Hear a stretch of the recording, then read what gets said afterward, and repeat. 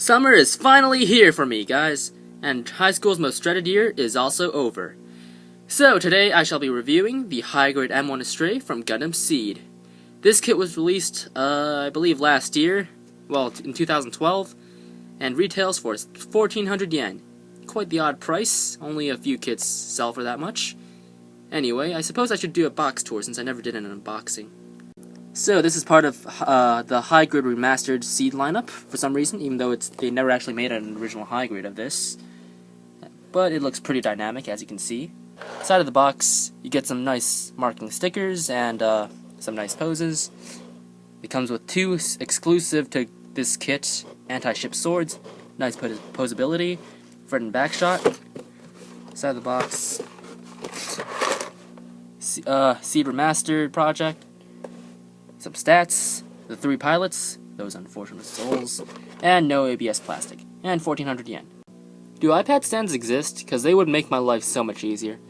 Anyway, for colors, this kit is molded in a slightly orangey red. It's not like any other red you've seen, it's just slightly orangey.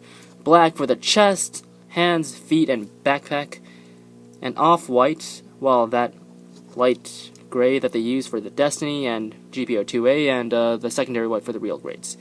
And really light shaded gray with a dash of purple for the chest and the top thrusters of the backpack. Which means that the other 4 thrusters are stickers.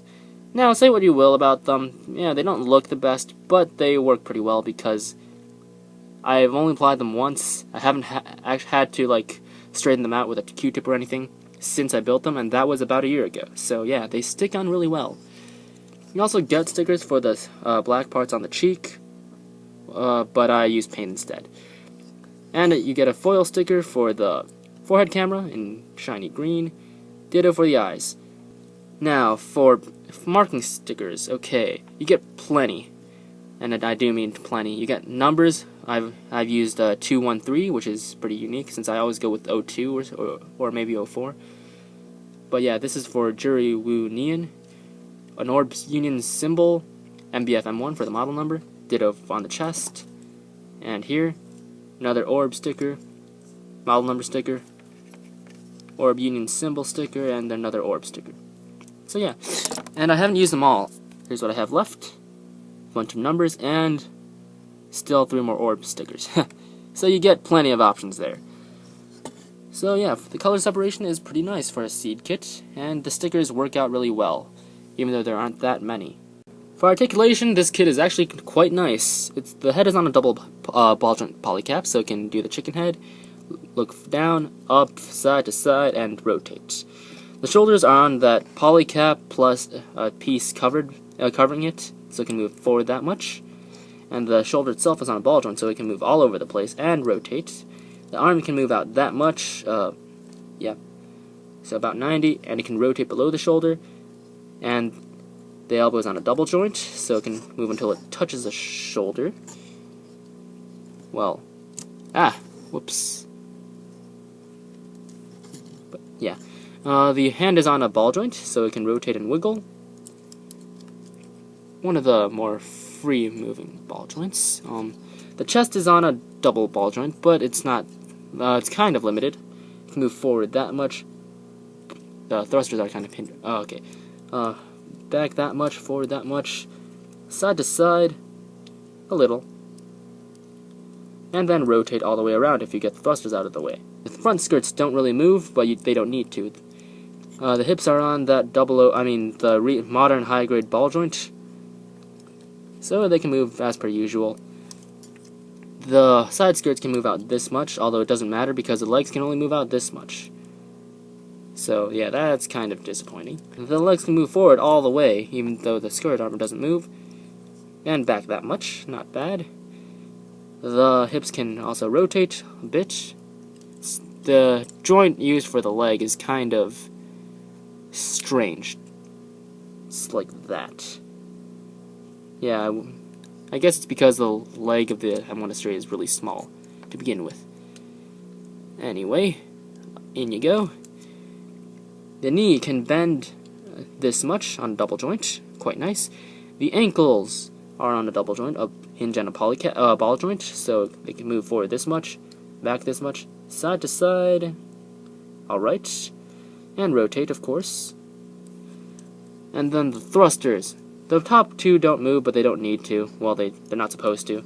And the bottom two are on ball joints, so they can move in and out and go up and down. So yeah, articulation on this kit, well, it's not bad. For accessories, starting with the beam sabers on the backpack. You get 2 of them. They mount in on tiny little pegs that I'm afraid of breaking. So I'm just going to be really, really careful. Okay. Disaster has been averted.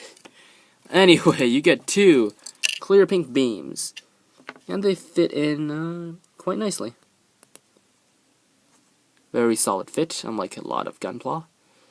And they go into the hands like so. Why am I even showing you guys this? It doesn't really... It's not like it's gonna... Wow, it's actually quite tight. Huh, never mind. Anyway, you also get a beam rifle. Molded in black with a... a metallic green sticker for the scope. Looks really nice. And a trigger finger hand. It doesn't have a peg in it, unfortunately. But it still holds it relatively solidly. Anyway, you also get a closed fist. Well, a completely closed fist. Really detailed. It's served for a nice dramatic, clenching, I'll get you, my pretty pose, I guess. The shield. Now, all the red on here is a sticker. Well, are stickers. That's unfortunate, but I don't mind because, again, the stickers, they stick on really well and haven't peeled off since, like, I built it. Which is pretty surprising. And it is mounted on this thing, which can rotate, and then it can also be mounted to the back of the arm if you so desire. You also get the exclusive to this high grade anti-ship swords. These are completely molded in light gray, but I did paint on some red, although I kind of used too thick of a paint because it can't really fit into the scabbards anymore without scratching the paint off.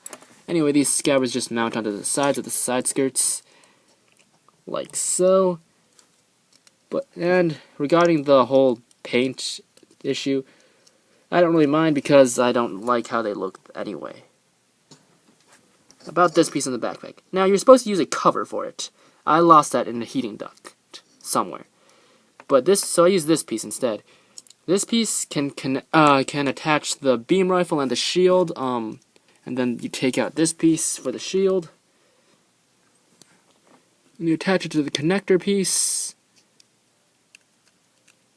And then you simply mount this set to one of the thrusters on the backpack. Like so. So you don't have to have the Astray hold the weapons while you use anti-ship swords, I guess. And that is pretty neat, although I will probably never use it.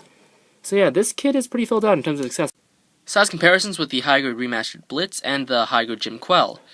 I believe the high-grade M1 Astray is actually a bit taller than it should be because it's supposedly the same height as a Blitz, but it's slightly taller. And the Jim Quell is 18 meters, while the M1 Astray is 17.5. And as you see, the M1 Astray is actually slightly taller than the Jim Quell. So, yeah. I'm not complaining, though, because it actually looks cooler this way. As you can see, the Quell and Blitz are relatively chunkier compared to the M1 Astray, while the Astray is really sleek and cool looking. Dual-wielding beam sabers! Hipster Astray uses 2 different swords at the same time. Although the anti-ship swords do overshadow the beam sabers a bit, the thrusters really do add that dynamic feel to this kit. Ultimately, though, it's still a grunt, so you can't have it be too cool now. So back to the basics. Was the 10-year wait worth it? Yes, if you take a look at those old Sea Remastered high grades, like the Ailstrike, the Blitz, the Duel, etc., you'll find that their proportions, articulation, and color separation have nothing on the M1. This kit has fantastic proportions, all sleek and modern, great color separation, with the exception of some parts which are made up for with fantastic stickers that don't peel off at all. Great articulation, although my one nitpick would be the hip joint, which doesn't go out far enough, which is forgivable because it is an aerial suit that should be on an action base. I'm just too lazy to take it out. But yeah, it also comes with a plethora of accessories, which is a rarity among kits, well, grunt suits. For 1,400 yen, or 1390-ish for today's exchange rate, well, because the Forex is really volatile, changes day to day. This is a very reasonably priced kit. If you're a fan of the Astrays, fan of Seed, fan of the Seed Grunts, well, fan of Grunts in general, you should definitely get it. You will not be disappointed by this kit, no. So yeah, with that, I will see you guys at the next review. Bye.